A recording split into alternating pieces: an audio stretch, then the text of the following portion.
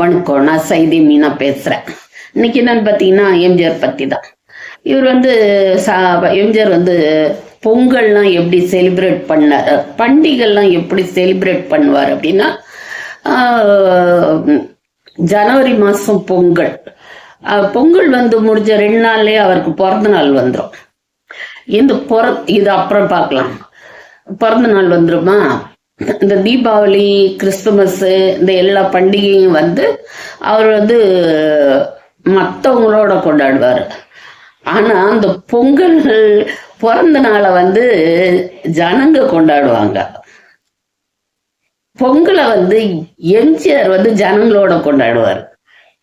சரியா சொல்றானா?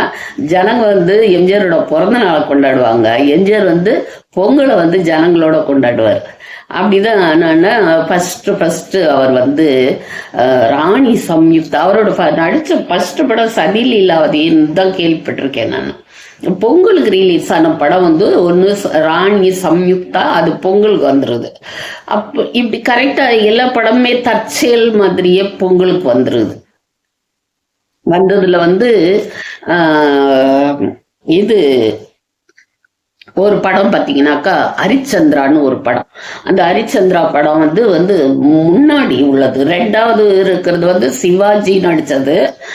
இது வந்து கண்ணாம்பாவும் கிட்டப்பான்னு நினைக்கிறேன், யாருன்னு கரெக்டா சொல்லுங்க. இவங்க வந்து நடிச்ச ஹரிச்சந்திரா அந்த படம் வந்து நான் சின்ன போதுல பாக்குறேன். அந்த படம் ரிலீஸுக்கெல்லாம் நான் பிறக்கல, பின்னாடி பாக்குறேன். அப்படி பார்க்க சொல்ல அந்த ஹரிச்சந்திரனும் அவர் மனைவியும் பையனும் என்ன பண்றாங்க, நாடெல்லாம் விட்டுட்டு போறாங்க.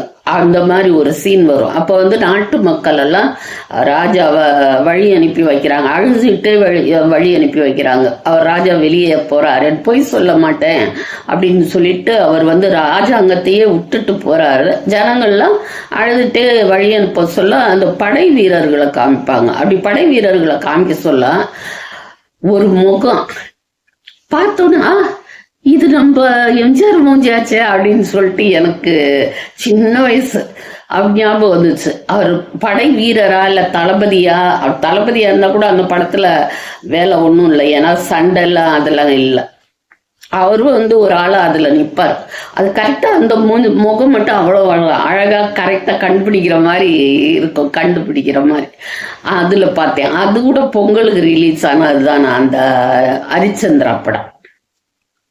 அப்புறம் வந்து ஃபர்ஸ்ட் கலர் படம் எது, அலிபாபாவா இல்ல மலைக்கல்லானான்னு எனக்கு ஞாபகம் இல்லை. அலிபாபா வெளியானது வந்து பொங்கலுக்கு தான். அப்புறம் வந்து சக்கரவர்த்தி திருமகள்னு ஒரு படம், அந்த படம் தான் அது பொங்கலுக்கு வந்தது. அந்த படம் தான் எம்ஜிஆருக்கு பெரிய ஸ்டார் அந்தஸ்து கொடுத்தது.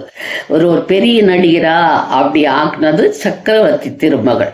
அதுக்கப்புறமேல அவர் வந்து தானே பொங்கலுக்கு படம் முதல்லலாம் தற்செயலா நடந்த மாதிரி, இப்போ வந்து அவர் தானே பொங்கலுக்கு ரிலீஸ் பண்ற மாதிரி வச்சுட்டாரு. அப்படி வந்ததுல வந்து பார்த்தீங்கன்னா பணத்தோட்டம், அப்புறம் வந்து எங்க வீட்டு பிள்ளை,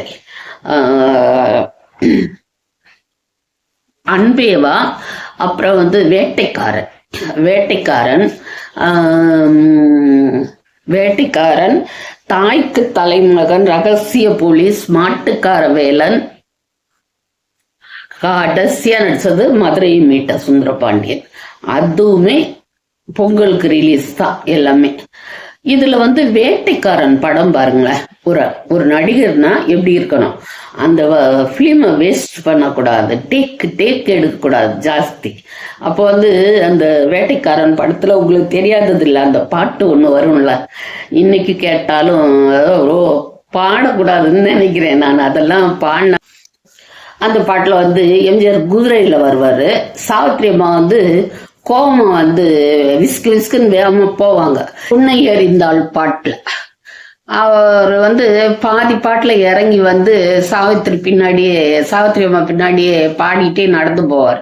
அப்ப அந்த குதிரை என்ன பண்ணும், அந்த அம்மா பின்னாடி முதுகு பக்கமே போகும்போது குதிரை அந்த மிருகங்கள்லாம் வந்து துணி கூட கடிக்குங்க, துணியெல்லாம் கடிக்கிறது உண்டு, எது மாட்டுதோ அதை கடிக்கும். அப்ப அதனால என்ன பண்ணுவாரு, இவர் டேப் வாங்க மாட்டார், அப்படியே பாடிக்கிட்டே போகும்போதே நம்ம அந்த குதிரையோட முகத்தை அப்படி அப்படி திருப்பி விடுவார். அது நம்மளுக்கு வந்து அது தற்செயல் மாதிரியே அதுல உள்ளது மாதிரியே இருக்கும், அந்த பாட்டுல வர மாதிரியே இருக்கும். அதை அப்படியே நைஸா டேக் வாங்காம அதை வேஸ்ட் பண்ணாம அப்படி பண்ணுவாரு. அது ஒரு சூப்பரா இருக்கும். இதெல்லாம் போக பார்த்தீங்கன்னா அவர் வந்து போட்டோக்கள்லையும் சரி சினிமாலையும் சரி நான் ஒரு ஒன்று ரெண்டு ராஜா படங்கள் தவிர வேற எதுலையுமே நகையெல்லாம் போட்டு நான் பார்த்ததே கிடையாது. ஒரு தங்க செயின் வந்து ஏதாவது ஒரு விசேஷங்கிற நேரத்துல போடுவாராம். அதுல வந்து அவங்க அம்மாவோட போட்டோ இருக்கும் அந்த பதக்கத்துல, டாலர்ல. அது போக இந்த விரல்ல தான் மோதிரம் போடுவாராம். இந்த விரல்னா இது என்னோட விரல், இதுல இல்ல. இதெல்லாம் போக அவர் வந்து ஜனவரி 17 வந்து அவரோட பிறந்த நாள். 14 பொங்கல் வந்துடும். இது அவரோட பிறந்த நாளை வந்து அவரோட ரசிகர்கள் கொண்டாடுவாங்க. பொங்கலை வந்து அவர் வந்து ரசிகர்களோட மக்களா கொண்டாடுவார். அன்னைக்கு ராமாவரம் தோட்டத்துக்கு நிறைய பேர் போவாங்க. இன்னைக்கு பெரியவங்க கிட்ட ஒரு பொங்கல்ல வந்து புது ட்ரெஸ் போட்டுட்டு விழுந்து கும்பிட்டு காசு வாங்குறது மாதிரி அவர் கையில காசு வாங்கினா நல்லா ராசியா இருக்குன்னு சொல்லிட்டு அப்படி போவாங்களாம் அப்பெல்லாம். அப்படி போய் இந்த சாதாரண மக்களும் போய் அந்த கலை நிகழ்ச்சிகள் அங்க வந்து இந்த பொய்க்கால் குதிரை அந்த கிராமிய கலை நிகழ்ச்சிகள்லாம் அன்னைக்கு அங்கே நடக்குமா. அதெல்லாம் பார்த்துட்டு அவர் கையில காசு வாங்கிட்டு வர்றது. பாலாஜிலாம் சிவாஜியும் பாலாஜியும் சேர்ந்து தான், தயாரிப்பாளர் பாலாஜி அவரும் சேர்ந்து தான் நிறைய படம் பண்ணுவாங்க. எம்ஜிஆர் வச்சு அவர் பாலாஜி தயாரிச்சதே இல்லை. ஆனா அவர் வந்து பொங்கலுக்கு வருவார், வந்து அவர்கிட்ட ஆசீர்வாதம் வாங்கிட்டு காசு வாங்கிட்டு போவாராம். இந்த மாதிரி சொல்லுவாங்க. கையில பணத்தை வந்து எண்ணாம அப்படியே எடுத்து எடுத்து கொடுப்பாராம். ஆள்காட்டி விரல்ல மோதிரம் போடுவாராம், மற்ற எந்த விரல்லையும் போட மாட்டார். அதையும் வந்து அந்த ஃபெஸ்டிவலுக்காக போடுறதான், அவ்வளவுதான். அந்த மாதிரி நகைகள் மேல ஆர்வமே இல்லாம இருந்திருக்கிறார்.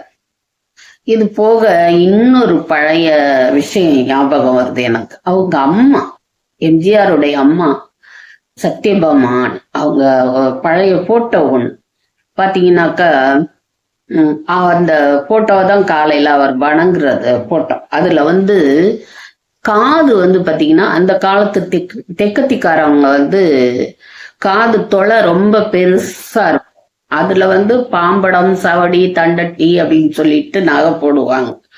பெருசா நீளமா வளர்த்துருப்பாங்க. காது வளர்க்கறதுன்னு சொல்லுவாங்க. அந்த தொலை பெருசா இருக்கும். அதுல பாத்தீங்கன்னா எந்த நகையுமே இருக்காது.